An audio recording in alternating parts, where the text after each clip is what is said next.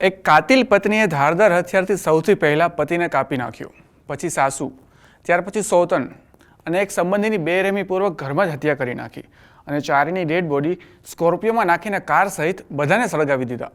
વિડીયોમાં તમે જે સળગતી સ્કોર્પિયો જોઈ રહ્યા છો, આ એ જ સ્કોર્પિયો છે જેમાં 4 ડેડ બોડી સળગી રહી છે। આ ચોંકાવનારી ઘટના છે આપણા પાડોશી રાજ્ય રાજસ્થાનની, જ્યાં શ્રીરામપુરા ગામમાં પારિવારિક વિવાદનો લોહેળ અંત આવ્યો છે। એક મહિલાએ તેમના 2 બાળકો સાથે મળીને પતિ, સાસુ, પતિની બીજી પત્ની અને ફઈની છોકરીને ધારદાર હથિયારથી હંમેશા માટે સુવડાવી દીધા। બાદમાં ઘરથી લગભગ 500 મીટર દૂર જઈને લાશો ભરેલી કારને સળગાવી દીધી। પોલીસને સૂચના મળતા જ તેઓ ત્યાં પહોંચ્યા, ત્યારે ચારેય મૃતકની ઓળખ પૂર્વ સરપંચના પરિવાર તરીકે થઈ હતી।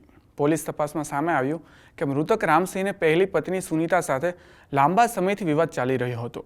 બંને એક જ ઘરમાં રહેતા હતા અને અવારનવાર માથાકૂટ થતી હતી, જેના કારણે આ ઘટનાએ હિંસક સ્વરૂપ લઈ લીધું। પોલીસ તપાસ અનુસાર આરોપી સુનીતાએ પોતાની પુત્રી સરિતા અને એક સગીર પુત્ર સાથે મળીને ચારેય લોકોની હત્યાને અંજામ આપ્યો હતો। ઘરમાં જેને ચારે બાજુ લોહીની નદીઓ વહેતી હોય એવા દ્રશ્યો સર્જાયા હતા। उससे काफ़ी लंबे समय से विवाद चल रहा था, रहती घर पे ही थी। तो कल भी देर शाम काफ़ी लंबा विवाद चला।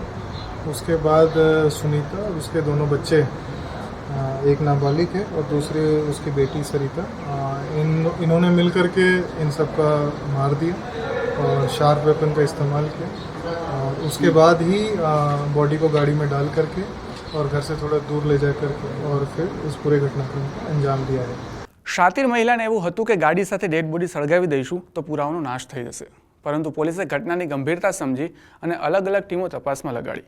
આખરે ગામ લોકોની પૂછપરછથી કડીઓ જોડાતી ગઈ અને પોલીસ કાતિલ પત્ની સુધી પહોંચી। હાલ પોલીસે સુનીતા, તેની પુત્રી સરિતા અને સગીર પુત્રની ધરપકડ કરી લીધી છે।